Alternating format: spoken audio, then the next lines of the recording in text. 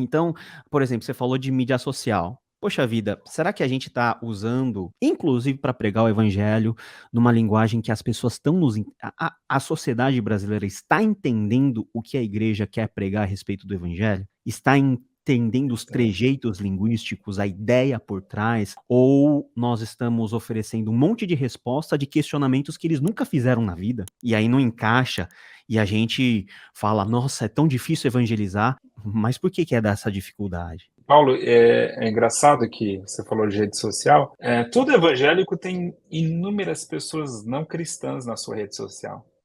Amigos, parentes, colegas de trabalho. E aí a gente esquece disso, né? Uhum. Que aquelas pessoas estão olhando a nossa vida também na rede e vê, às vezes, todo um discurso violento, toda uma ira sendo manifestada e não percebe, de fato, nenhum fruto. Eu fico feliz quando eu vejo um colega de trabalho me perguntar algo da Bíblia, porque ele me acompanha na rede social. Eu estou Uhum. postando constantemente, especialmente no Instagram, alguma reflexão bíblica, né? E a pessoa depois vem me buscar, vem me procurar e perguntar, queria entender melhor e tal. Cara, isso me dá uma felicidade muito grande, porque isso é também evangelizar. É saber ter uma postura que atrai as pessoas a entender melhor o evangelho, né? E não que crie uma repulsa. Puxa, não quero nem falar com esse cara, porque a forma como ele se manifesta nas redes é uma forma tão absurda Uhum. que para ser crente assim é melhor ir para o inferno, né? Aquela velha frase que a gente ouvia antigamente. Mas você falou um ponto extremamente importante, porque eu ouvia isso do meu avô paterno quando eu era bem pequeno ainda. Meu avô paterno morreu, eu tinha acho que 7, 8 anos. O meu avô paterno tinha uma repulsa pelos crentes. E aí a justificativa dele era que os crentes eram muito arrogantes. Olha. E aquilo ficou na minha cabeça. Quando você falou isso, eu lembrei logo do meu avô. Né? Ficou na minha cabeça, porque por várias vezes essa frase do meu avô veio na minha cabeça. Os crentes são arrogantes. Os crentes passam a imagem que só eles estão certos, que todo mundo está errado. Né? E aí a gente fica indignado quando alguém traz uma notícia, é o seguinte, ladrão evangélico rouba um banco. Por que a gente fica indignado, né? Aí a gente fala, isso é preconceito, porque quando é católico e espírita ninguém fala, né? Mas quando é evangélico... Mas sabe por que eles falam isso? Porque a gente vendeu essa imagem, que a Uhum. gente é o grupo mais certo da sociedade. É. E aí, quando o poste mija no cachorro, isso vira notícia, né? Poxa, então nesse sentido, como assim? O evangélico não é a luz moral do mundo e agora está praticando um crime? Vira notícia, né? Então a gente tem que entender também esse lado. Por que a gente é cobrado mais pela nossa hipocrisia? Por quê? Porque a gente vende um discurso moral muito forte. Por exemplo, você pega os portais de notícia evangélica, todo dia é uma notícia sobre transexual. Uhum. É um fascínio por esse tema. Meu Deus, será que esse é o grande problema do mundo? Uhum. Uhum. Sabe? Meu Deus do céu, cara, vocês só falam nisso. Aí quando um pastor for pego com uma transexual numa cama e gravado, isso vai virar notícia em todo lugar? Vai. Por quê? Porque a gente só fala nisso, É. né?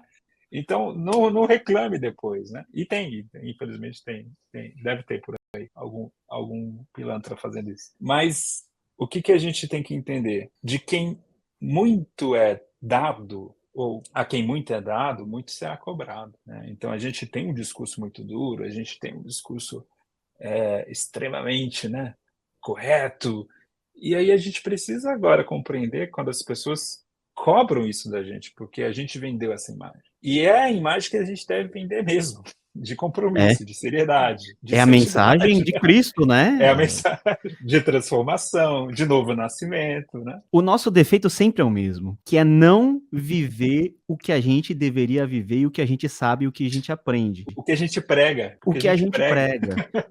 E mesmo sabendo que a gente não vive, a gente quer mostrar para os outros que nós temos a razão, porque a gente sabe o que é correto, mas Sim.